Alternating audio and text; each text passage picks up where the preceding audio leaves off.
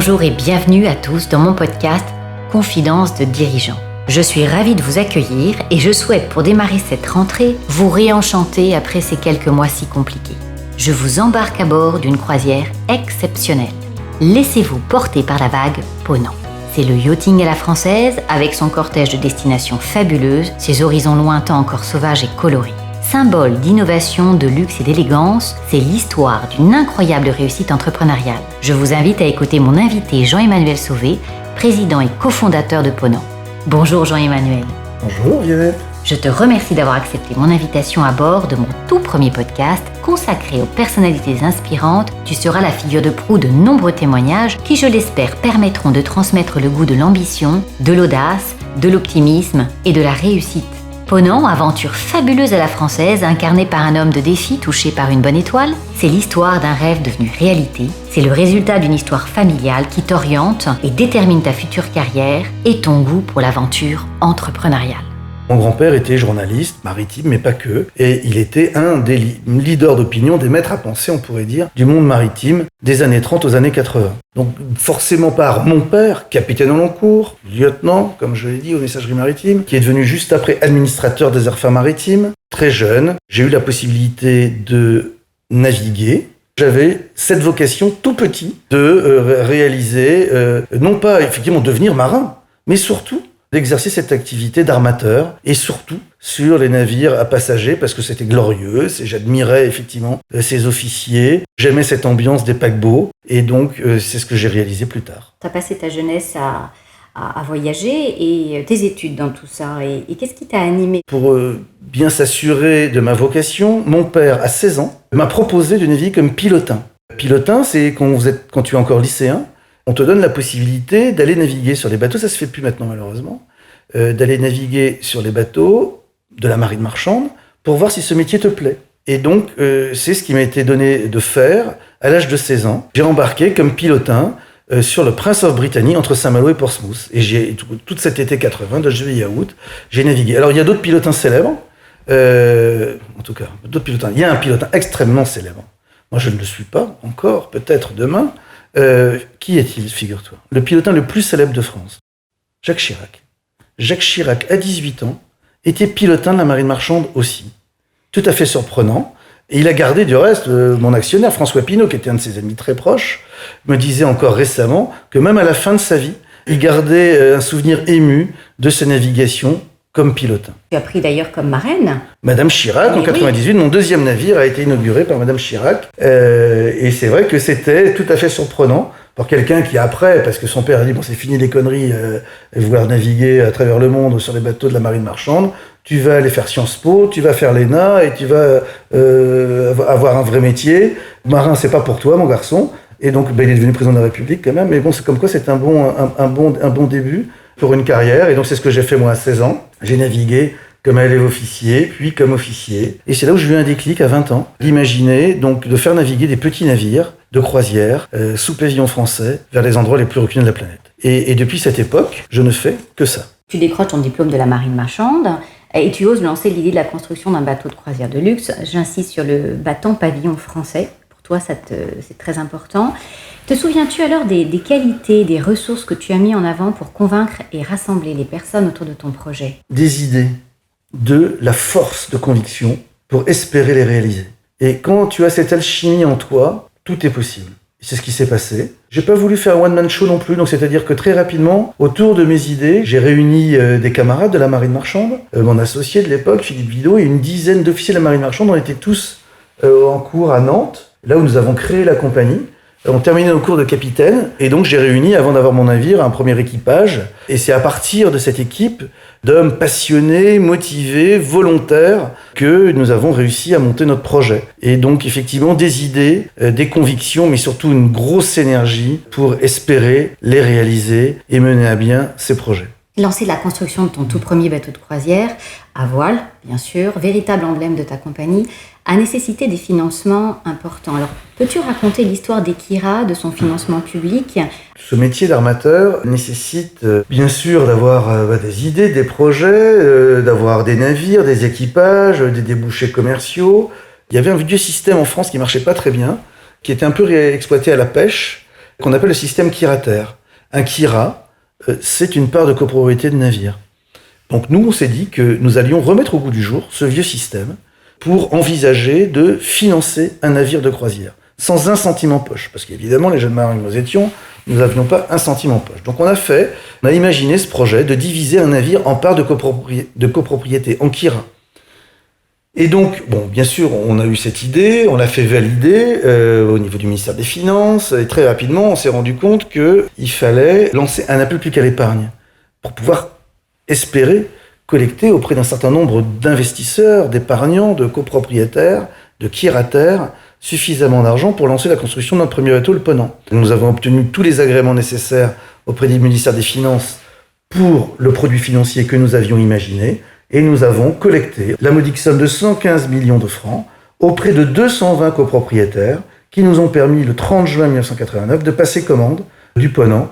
Tu lances la compagnie, à l'époque ça s'appelait les Îles du Ponant. La compagnie des Îles du Ponant, oui. Et tu fais grandir la flotte 8 ans plus tard avec le Levant, puis le Diamant. C'est ça. Incroyable évolution, puis grand bouleversement en 2004. La compagnie intègre un gros vaisseau amiral, la CMA-CGM, propriété de la famille Saadé. Et puis tu évolues. Et comment t'adaptes-tu à cette nouvelle configuration? Parce que de chef d'entreprise, tu dois rendre des comptes. Oui, alors en fait, tu dois toujours rendre des comptes. Nous, quand on s'est lancé, donc on était d'abord contre-marins, puis très rapidement, on s'est rendu compte qu'effectivement, il fallait quand même une certaine caution. Et figure-toi qu'à ce moment-là, au niveau de la compagnie des Îles du Ponant, pourquoi ? Parce qu'effectivement, on voulait au tout début, ce qu'on n'a pas réalisé à ce moment-là, mais qu'on va réaliser, y compris cet été, massivement, puisque nous allons lancer des programmes dans cette région qui est absolument merveilleuse, que tu connais, Vianette, puisque tu es très attaché à l'île de Watt, dans les îles du Ponant. Et nous, on voulait faire découvrir à des passagers du monde entier ces îles exceptionnelles à l'ouest de la France, ces îles du soleil couchant, le Ponant. On n'a pas vraiment réussi à monter ce projet au départ, mais par contre, on a gardé le nom, la Compagnie des Îles du Ponant. Et donc, nous avons, pour donner de la crédibilité, demandé à un certain nombre de partenaires de venir nous aider. Un des premiers actionnaires de la Compagnie des Îles du Ponant, Edmond Rothschild. Donc, on s'est lancé, en première croisière est intervenu en mai 1991, le premier bateau a été mis en service, le Ponant. En 1998, tu l'as souligné, avec Madame Chirac comme marraine, donc nous avons lancé notre deuxième navire, et en 2003, un troisième. Et puis là, ce sont des choses qui arrivent. J'avais 40 ans, et c'est vrai qu'on s'est dit que, mes camarades également, qu'il était temps pour nous de mettre un peu la compagnie à l'abri, et de pouvoir la développer dans un autre environnement. Donc c'est là où, effectivement, dans un premier temps, on a vendu 70% du capital de la société à CMA-CGM, puis les 20% supplémentaires 2 ans après. Moi, j'ai toujours gardé 10% du capital. Et j'ai donc vécu une nouvelle page de la compagnie en devenant filiale d'un grand groupe maritime. J'ai vécu 8 années absolument exceptionnelles aux côtés d'un grand homme qui était Jacques Saadé, un homme qui a monté un groupe maritime absolument incroyable. Même à l'époque de la Compagnie des Indes, aucune compagnie française n'a été aussi puissante sur les mers que CMA-CGM, puisqu'ils ont 500 navires qui parcourent le monde. Même si, effectivement, compte tenu des difficultés qu'ils ont eues de leur côté, leurs banques ont demandé, ça sont souvent des pratiques dans ce genre de circonstances, ont demandé à CMA-CGM qu'ils se concentrent sur leur cœur de métier, donc c'est-à-dire le transport de marchandises, et que leur filiale croisière n'avait plus grand-chose à voir, stratégiquement parlant, avec leurs objectifs. Donc il a fallu qu'on trouve une autre solution que donc en 2012, j'ai réussi à leur apporter en montant un LBO avec un fonds d'investissement. Justement, un souvenir difficile et incroyable met en lumière la compagnie, le voilier donc Ponant, en 2008, qui rentrait tranquillement des Seychelles avec l'équipage et le commandant séduisant Patrick Marchesso, que j'ai eu l'occasion de rencontrer, et qui subit un acte de piraterie en Somalie. Donc le bateau est arraisonné, il y a une prise d'otage, branle-bas de combat à l'Élysée entre le président Nicolas Sarkozy, le Premier ministre François Fillon à l'époque et le ministre des Affaires étrangères Bernard Kouchner. Comment réagis-tu et vis-tu cette situation à ce moment-là ?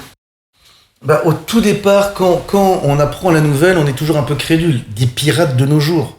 Surtout que c'était la première fois, quelque part. Le retour des pirates, ça s'est fait sur un laps de temps très très court, et il y a eu quelques autres malheureuses affaires, mais nous on a été la première, et assez emblématique, parce qu'évidemment c'était 30 hommes et femmes d'équipage.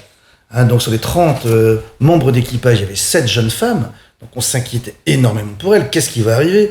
Et je ne sais pas si tu te souviens de ce film, La chute du Faucon Noir, où en Somalie, l'armée américaine se casse les dents, tellement effectivement c'est un nid de guêpes, cet endroit. Et donc des pirates somaliens, tout de suite on s'imagine le pire. Donc bien sûr une angoisse terrible, mais bon, en tant que marin, on est quand même toujours habitué à affronter les tempêtes. Donc on s'est organisé, bien sûr, on a beaucoup travaillé avec le GIGN, avec la DGSE, avec, comme tu l'as rappelé, avec le président de la République lui-même, qui garde un souvenir ému du reste de cette affaire, avec la Marine nationale, énormément, les commandos marines. Le commando Hubert aussi. Le commando Hubert qui est intervenu, l'amiral Marin Gillier, qui a été tarponné, donc le général Favier, le colonel Gallois du GIGN, au large de la Somalie, tarponné, ça veut dire sauter en parachute dans l'eau, récupéré par les commandos, et prêt à intervenir après sur le navire pour le libérer de ces pirates. Donc c'est une magnifique histoire de pirates, qui au final s'est bien terminée. Donc ça a été un atout, quelque part, puisque ça a fait le tour des chaînes de télévision dans le monde entier. CNN ouvrait avec cette affaire. Et donc ça nous a quelque part permis de nous faire connaître, parce que c'était une belle histoire. Au final, il n'y a pas eu une égratignure pour nos hommes d'équipage, hommes et femmes d'équipage. Tout le monde s'est comporté de façon héroïque. Effectivement, tu soulignais l'attitude du commandant Marchesso, qui a reçu la Légion d'honneur de Sarkozy lui-même, tellement effectivement il s'est comporté de façon remarquable, mais tout l'équipage également. Et voilà, on a été amené à réaliser cette opération de façon absolument exemplaire. J'y reviens, parce que c'est quand même extrêmement stressant ce que tu as vécu. Et tu vois, je cherche véritablement à comprendre quels sont les ressorts, les ressources que tu possèdes. En fait, je possède pas plus de ressources que les autres marins, parce que on n'apprend pas de reste, on le vit. Quand tu te retrouves sur la passerelle d'un navire, que tu sais que tu vas avoir du mauvais temps qui arrive, quand tu vis le mauvais temps, quand tu es dans la tempête, quand tu as l'angoisse de voir les vagues, des déferlantes arriver, que ton bateau vibre de tout son corps, parce que c'est presque comme ça que ça se ressent, que tu sais pas combien de temps ça va arriver, que tu dis peut-être qu'on va pas s'en sortir quand le temps est vraiment mauvais, tu apprends à garder ton calme, tu apprends à garder ton cap, tu apprends à manœuvrer dans le mauvais temps, et même si c'est pas ce qu'on apprend vraiment dans les écoles de la marine marchande, quand tu fais partie d'un équipage, ça tu l'apprends, tu le vis avec les autres, tu apprends ce que c'est que la notion d'équipage, c'est-à-dire c'est un destin de vie quelque part. Il y en a qui la perdent la vie, quand le navire sombre, ça peut arriver malheureusement,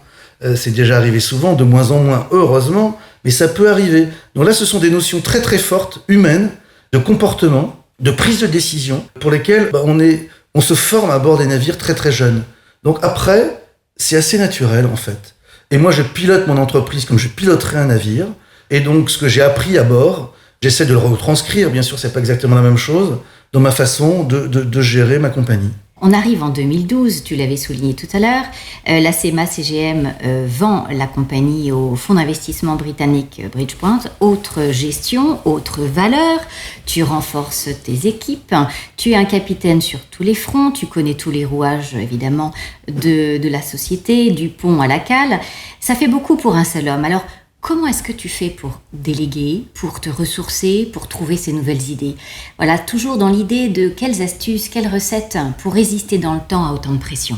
C'est exactement pareil, une nouvelle fois, que sur la passerelle d'un navire, tu as un capitaine. C'est très organisé, depuis la nuit des temps, ça marche comme ça. Tu as un capitaine, tu as un second capitaine, tu as des lieutenants. Tu as des hommes à qui tu confies ton navire. Quand tu as des passagers, ils sont seuls avec leurs matelots, ils sont à la passerelle, c'est ce que j'ai fait quand j'étais jeune, tout le monde dort, et ils ont quelque part ton destin en main.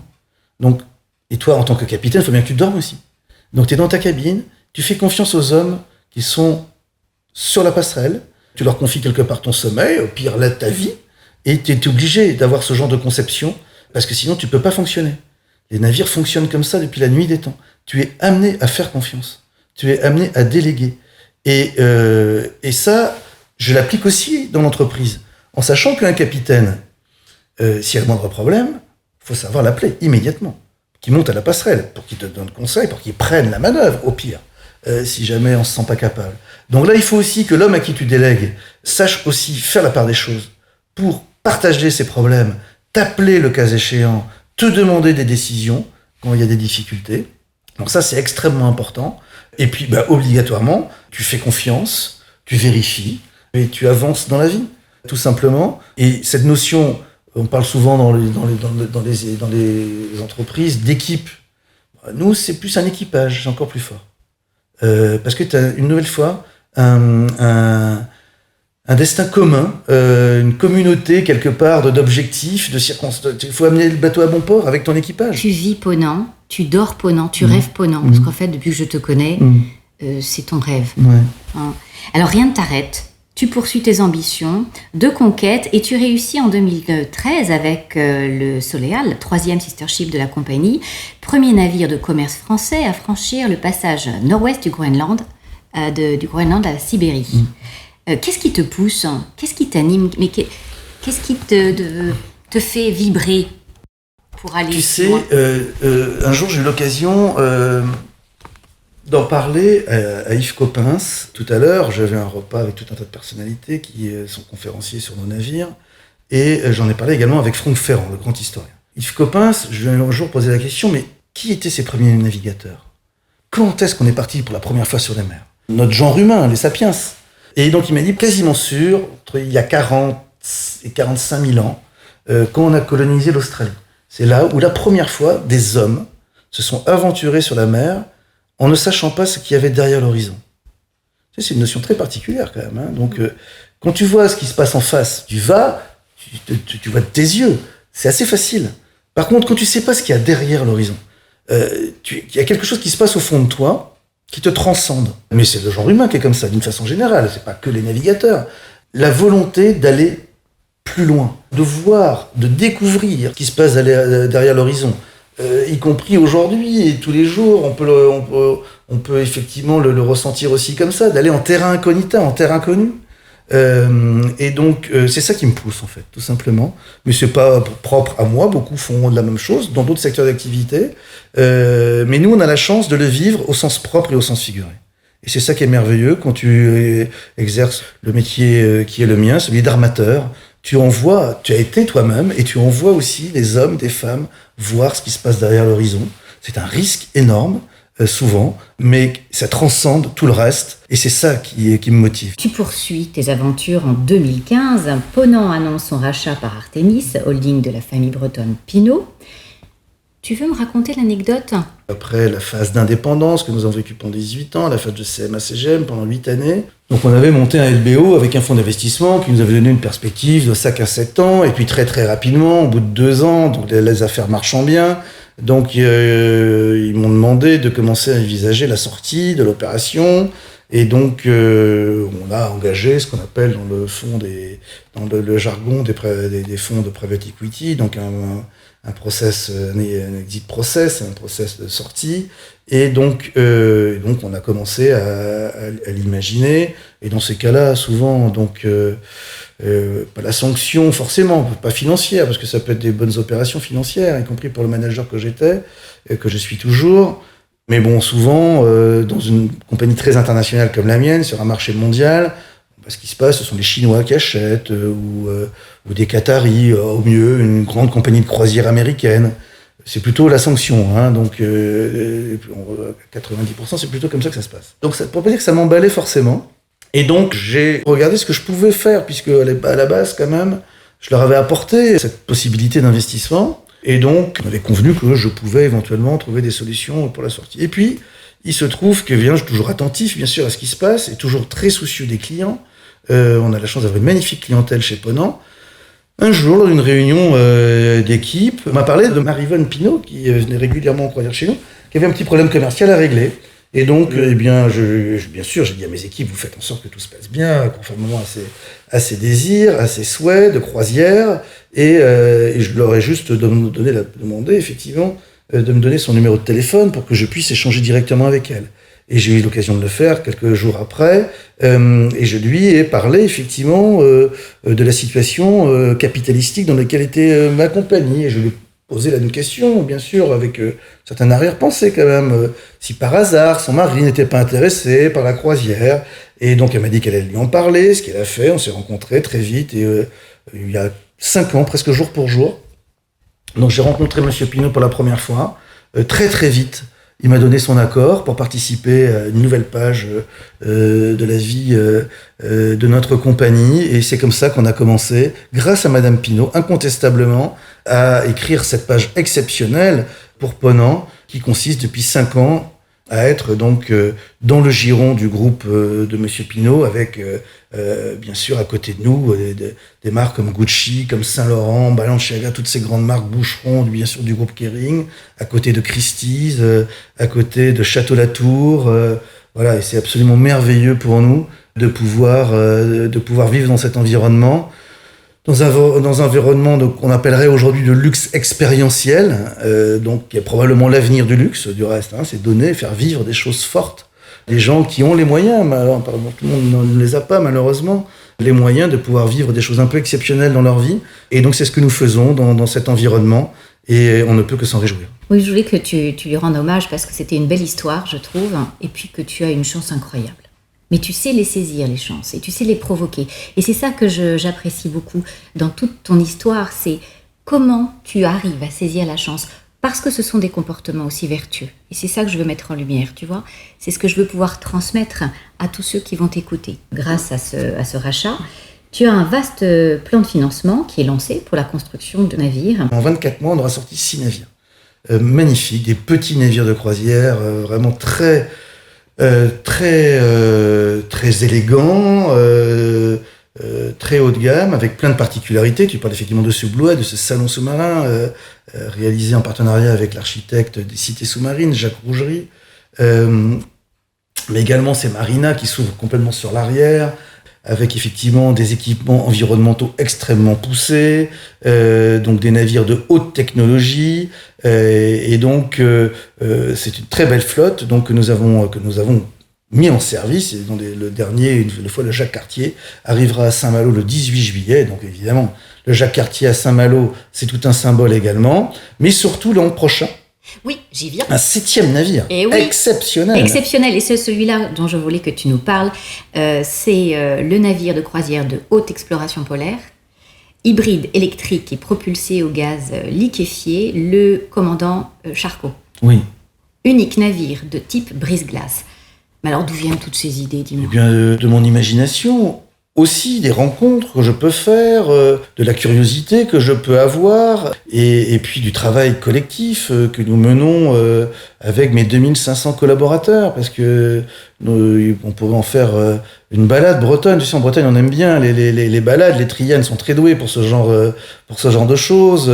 En fait, nous étions 2, et aujourd'hui nous sommes 2600, 2500 exactement. Très belle fierté. Donc 2000 marins, 400 collaborateurs dans nos bureaux en France, 100 collaborateurs dans nos implantations de New York, de Seattle, de Tokyo, de Bruxelles, de Hambourg, de Sydney et de Wallis et Futuna. Donc nous avons une dizaine de collaborateurs qui s'occupent de la gestion administrative de nos navires. Et donc c'était cet ensemble-là aussi qui m'alimente en permanence, qui me pousse également à me transcender, à avoir des idées, et toujours avec cette vocation de voir ce qui se passe derrière l'horizon. Tu as mis en place un partenariat avec Alain Ducasse.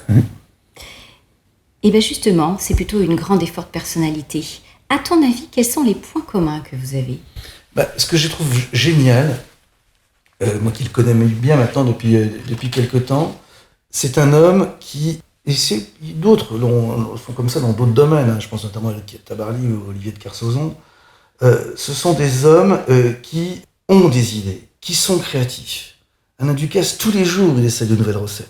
Tous les jours, il tente, il teste, il pousse ces jeunes cuisiniers. Parce que ce qui est absolument incroyable quand tu vas dans des cuisines d'Alain Ducasse, c'est la jeunesse de ces types qui sont derrière les fourneaux.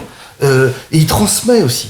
Et donc il transmet, il reçoit. Et c'est un peu ce que j'essaie de faire, tout simplement. Donc effectivement, les points communs, c'est la créativité, la transmission et donner sa chance à la jeunesse. Et ça, je crois que c'est un beau programme, que ce soit pour Alain Ducasse, pour moi et pour tant d'autres. Et alors, il y a une autre personne, une autre figure qui t'accompagne, c'est ton amitié avec Olivier de Kersauzon.